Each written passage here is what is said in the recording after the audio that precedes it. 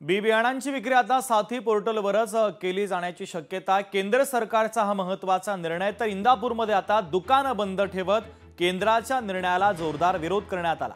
विक्रेत्यांना साथी पोर्टल सक्ती रद्द करा। महाराष्ट्र फर्टिलायझर्स पेस्टिसाइड्स डीलर्स असोसिएशनने ही मागणी केलेली आहे। सरकारच्या या निर्णयाचा निषेध करण्यात आलेला आहे।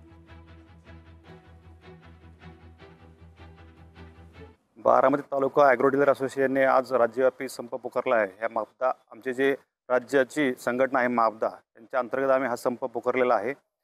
राज्य सरकारने जो साथी पोर्टल 2 हे जे ॲप कृषी विक्रेत्यांकडे राबवलेलं आहे ते थोडंसं क्लिष्ट आहे, ते थोडं तणावपूर्ण आहे आणि ते प्रत्येक विक्रेत्याला त्या साथी पोर्टल ॲपद्वारे विक्री करणं शक्य नाही। त्यामुळं हा मी राज्यव्यापी संप पुकारलेला आहे।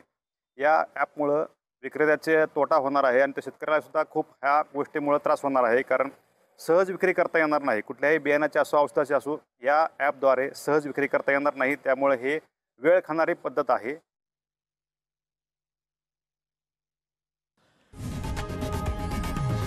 लोकशाही मराठी ऐका, पहा, जागरूक रहा।